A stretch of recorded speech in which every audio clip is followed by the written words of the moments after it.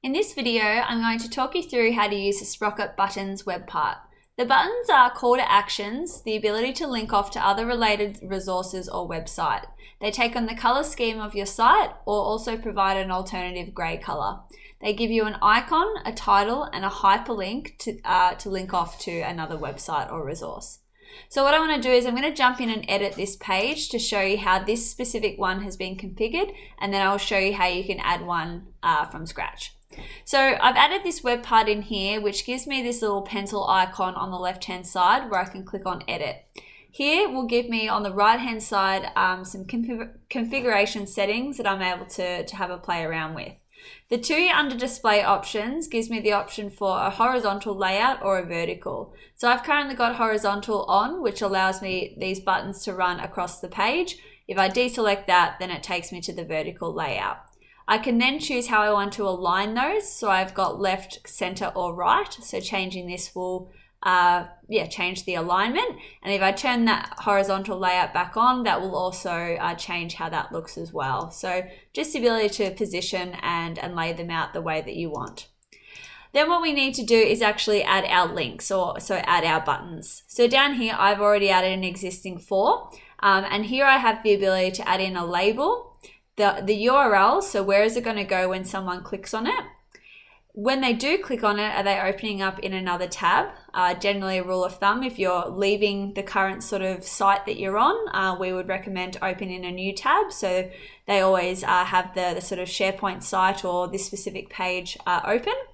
We then have the button type. So this comes to the color. So the primary is going to take on the primary color theme that's been applied to your site, and the default is going to take on this gray color instead. So you've got two different color options there. We then have the icon. So what I can do is I can click on the drop down here, and it gives me a range of generic Microsoft icons that are available for me to select. I can also start to type. So if I was to type CA, it then gives me the options of things like cafe or cake, car, etc. So you can start typing to do a search as well. So that's how you would add an icon. So as I scroll down through this panel, you'll see that there are the other ones that I have in here, and I do get these arrows where I can move it up and down to change the order of my icons there. There's no need for me to save. All my changes are saving directly, and I'm seeing them live on the left hand side here. If I wanted to go in and add another one, that's where I can come in and say add, and it gives me a blank form in here to fill out for the rest of my button. So I could then say feedback. I might come in here and link it to this page here. So I could click on the three dots and say copy link. I could then right click and paste, or Control V to paste that in there.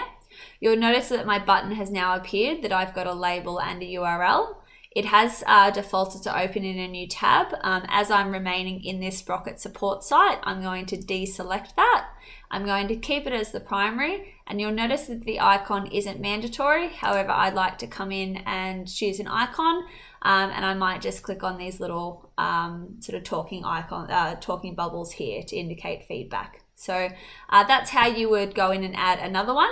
If you wanted to remove one, say this accordion, I've gone in and changed that icon. I don't actually want that there anymore. I might come in and just click remove and remove the ones that I don't want.